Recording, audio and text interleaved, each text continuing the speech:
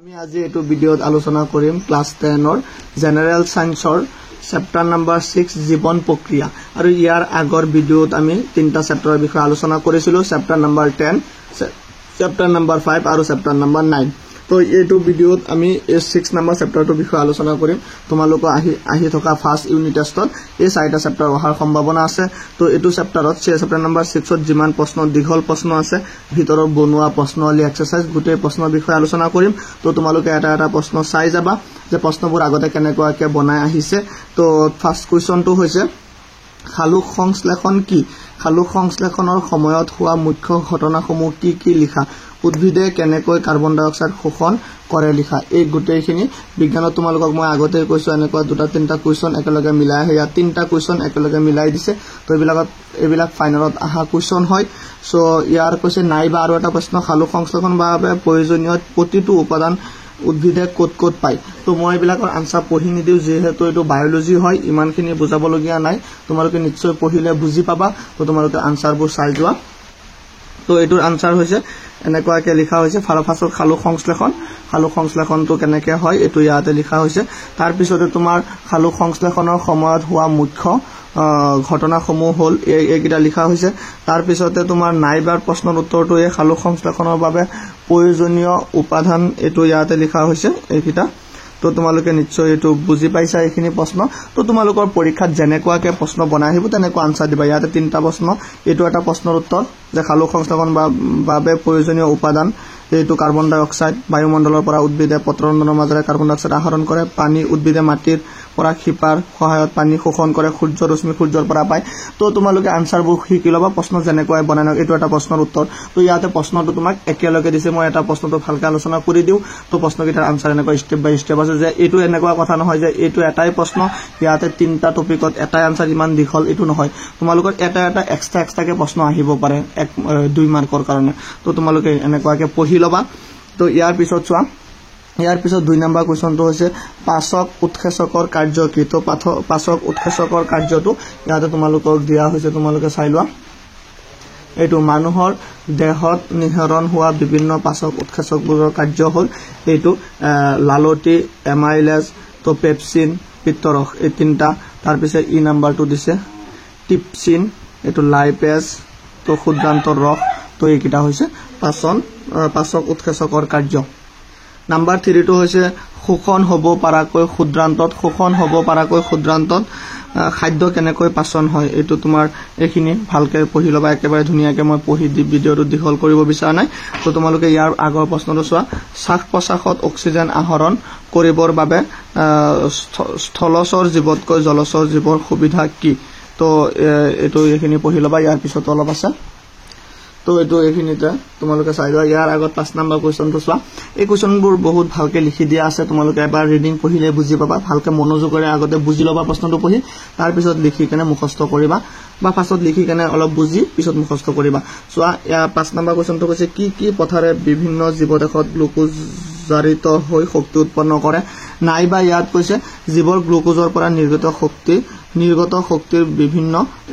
পদ্ধতিবোৰ বৰ্ণনা কৰা তো ইয়াৰ আনসাৰটো ইয়াত দিয়া আছে চাই লোৱা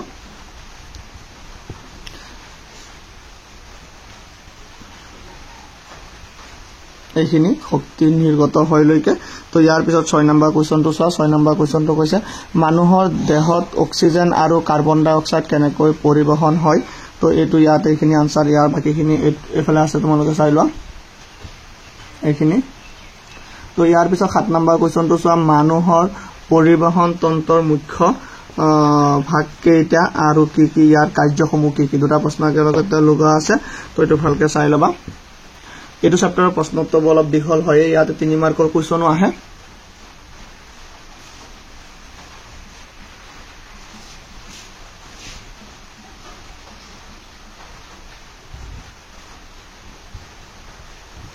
এখিনিলৈকে আছিল 2 নম্বৰলৈকে ইয়াৰ পিছতে তোমালোকে ইয়াতে চোৱা পিছৰ কোৱেশ্চনটো এটো বহুত ইম্পৰ্টেন্ট কোৱেশ্চন ইয়াতে দুটা কোৱেশ্চন লগ লগাই দিছে আমাৰ দেহত থকা ৰক্ত পাম কলটো কোনটো আৰু এই পাম কলটোত কেইটা কোঠালি থাকে এই অংগটোৰ মাজেৰে তেজ প্ৰবাহৰ দিশ দৰ্শাই এটা পৰিষ্কাৰ চিহ্নিত চিত্ৰ আঁকা এই অংগটোৰ প্ৰয়োজনীয়তা কি লিখা ইয়াতে দুটা তিনটা প্ৰশ্ন একেলগে মিক্স কৰি দিছে তো ইয়াৰ আনসাৰটো তোমালোকে চাই লবা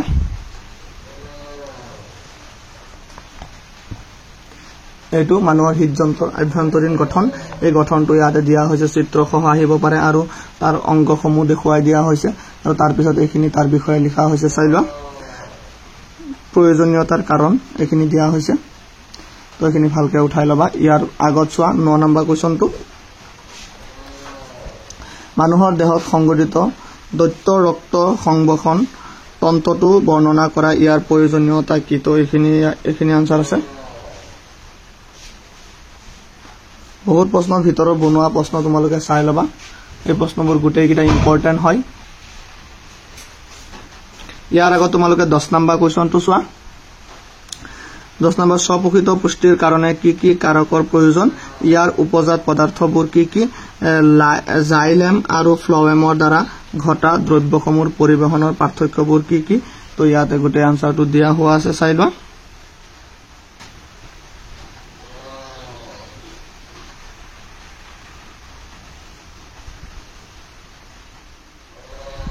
তো ইয়াৰ পিছৰ প্ৰশ্নটো হৈছে জাইলেম আৰু ফ্লোৱেমৰ পাৰ্থক্যটো আহে পৰীক্ষাত ভালকে চাবা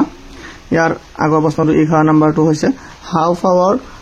হাওফাওৰ বায়ুকোষ আৰু বৃক্কৰ নেফ্ৰনৰ গঠন আৰু কাৰ্যৰ মাজত তুলনা কৰা তো এইখিনি আনসাৰ চাই লোৱা হেতু পেজত আছে তো ইয়াতে হৈছে বায়ুকোষ আৰু নেফ্ৰন দুটা পাৰ্থক্য দিয়া হৈছে ইয়াৰ পিছত কাৰ্যৰ ভিত্তিত বায়ুকোষ আৰু নেফ্ৰনৰ পাৰ্থক্য হ'ল তো এইখিনি দিয়া হৈছে তো ইয়াৰ আগত প্ৰশ্নটো চোৱা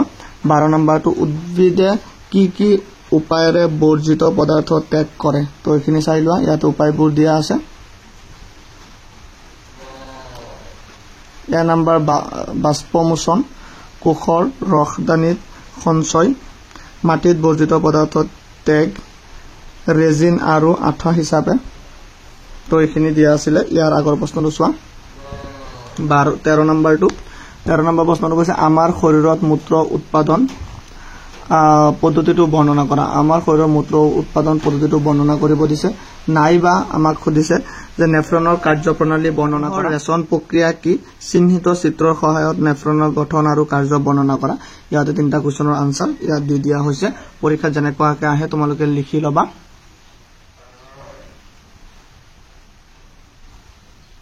পৰীক্ষাত প্ৰশ্নবোৰ এনেকুৱাকে বনাই আহে কাৰণে এনেকুৱা দিয়া হৈছে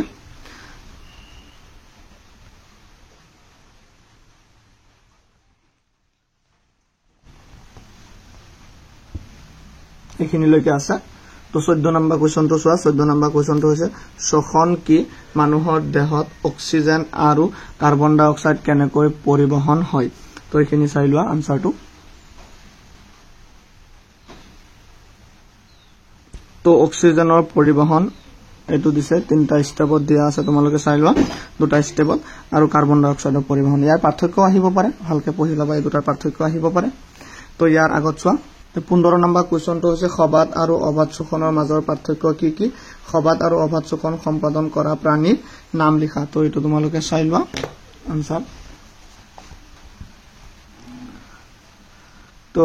এটো তোমালোকৰ খবাত আৰু অবাত শোষণৰ পাৰ্থক্য আহিব পাৰে তো এইখিনি তোমালোকে লিখিলে হৈ যাব খবাত শোষণ অবাত শোষণ ইয়াতে তোমালোকৰ পাঁচটা স্টেপত দিয়া আছে তো 2 মাৰ্ক আহিলে 4টা স্টেপত লিখিব পাৰিবা ইয়াৰ পিছতে তোমালোকে 16 নম্বৰ প্ৰশ্নটো চোৱা আমাৰ দেহত অক্সিজেনৰ পৰিমাণ কিমান লাগে কি হ'ব ইয়াতে কি কৈছে আমাৰ দেহত অক্সিজেনৰ পৰিমাণ কমি গলে কি হ'ব ভালকে চাই লবা ইয়াৰ আনসাৰটো হৈছে আমাৰ দেহত অক্সিজেনৰ পৰিমাণ কমি গলে হ'ব পৰা পৰিণতিবোৰ হ'ল আমাৰ দেহত অক্সিজেনৰ অভাৱ হলে আমাৰ দেহত শক্তি অভাৱ হয় আৰু আমাৰ দেহত প্ৰতিৰোধ ক্ষমতা হ্ৰাস পায় তো এইখিনি লিখি লবা ইয়াৰ পিছতে পাচনত লালটিৰ ভূমিকা কি এটো প্ৰশ্ন কেইবাবাৰো আহিছে আগতে 18 নম্বৰ কোৱেশ্চনটো চোৱা মানুহৰ ৰেচন তন্ত্ৰ অংশসমূহৰ নাম লিখা মূত্ৰ উৎপাদন আৰু বৰ্জন প্ৰক্ৰিয়াৰ বিষয়ে লিখা দুটা প্ৰশ্ন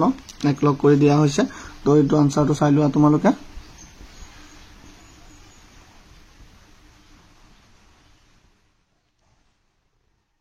এইটো চিহ্নিত চিত্ৰত দেখুওৱা হৈছে তো ইয়াৰ আগৰ প্ৰশ্নটো চোৱা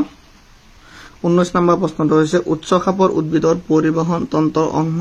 অংগসমূহ কি কি উদ্ভিদৰ দেহত পানী আৰু খনিজ লৱণ কেনেকৈ পৰিবহন হয় উদ্ভিদৰ দেহত পানী আৰু খনিজ লৱণ পৰিবহন বাষ্পমোচন প্ৰক্ৰিয়া ভূমিকা কি ইয়াতে তোমাক এটো বহুত বাৰ আহিছে প্ৰশ্নটো তো তোমালোকে চাই লোৱা ইয়াতে ইয়াৰ আনসাৰটো স্টেপ বাই স্টেপ দিয়া হৈছে তো তোমালোকে ভালকে চাই যাবা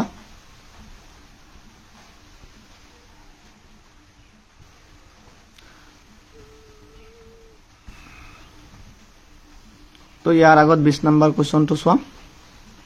20 নম্বৰ কোৱেশ্চনটো হৈছে আমাৰ তেজত থকা শ্বাস কণাবিধৰ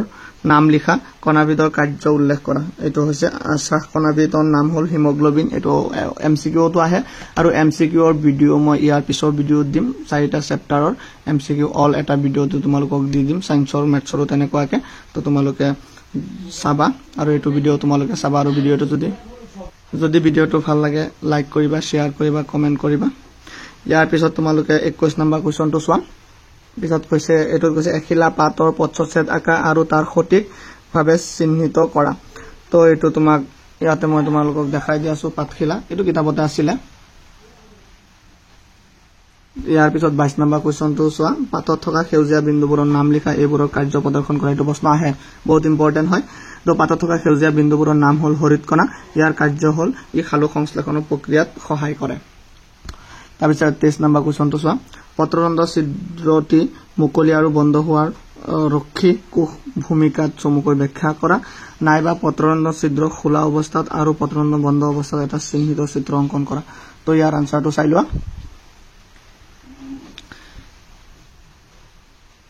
পিছত তোমালোকে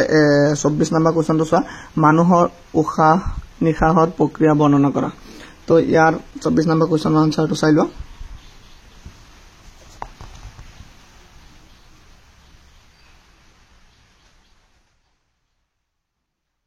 ইয়াৰ পিছত 25 নম্বৰ কোৱেশ্চনটো চোৱা মানুহৰ দেহত থকা ৰক্তনলিকাসমূহ কি কি সিহঁতৰ মাজৰ প্ৰধান কাৰ্যসমূহ লিখা বা ধমনী আৰু শিৰাৰ মাজত তিনিটা প্ৰভেদ লিখা তো ইয়াৰ আনসাৰটো চোৱা ইয়াৰ পিছত তোমালোকে 26 নম্বৰ কোৱেশ্চনটো চাব পাৰা লক্ষিকা কি আমাৰ শৰীৰত হোৱা পৰিবহন প্ৰক্ৰিয়াৰ লক্ষিকা ভূমিকা কি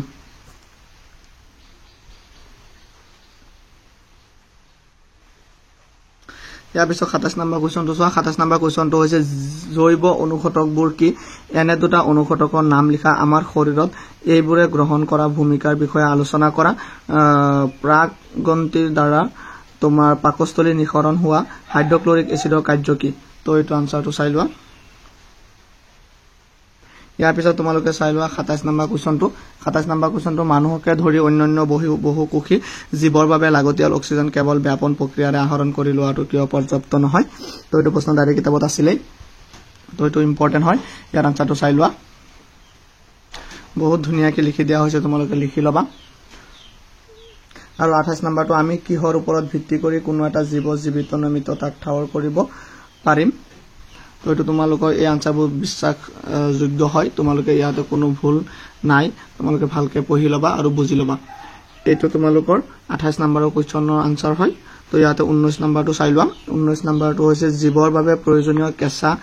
কোনবিলাক কেঁচা সামগ্ৰী সিহঁত বাহিৰৰ পৰিবেশৰ পৰা আহৰণ কৰি লয় তো এটো চাই লোৱা যে কেঁচা সামগ্ৰীবোৰ হল খাদ্য পানী খনিজ লৱণ আৰু অক্সিজেন ইয়াৰ পিছত তোমালোকে 30 নম্বৰটো চাব পাৰা জীৱৰ জীৱন বৰ্তি থাকিবলৈ তুমি কোনবিলাক প্ৰক্ৰিয়া অতি প্ৰয়োজনীয় বুলি গণ্য কৰিবা তো এবিলাক তোমালোকে জানাই তো ইয়াৰ পিছত 31 নম্বৰটো হৈছে পক্ষী আৰু স্তন্যপ্ৰায়ী প্ৰাণীৰ বিশুদ্ধ আৰু অশুদ্ধ তেজ কিয় পৃথক কৰি ৰাখা প্ৰয়োজন তো এটো চাই লোৱা ইয়াৰ পিছত 32 নম্বৰ কোৱেশ্চন এটোৱে লাষ্ট তোমালোকৰ এটো ভিডিওত আৰু এটো চেপ্টাৰৰ কৈছে উদ্ভিদ দেহত খাদ্যৰ কেনেদৰে সংবহন ঘটে তো এইখিনি চাই লোৱা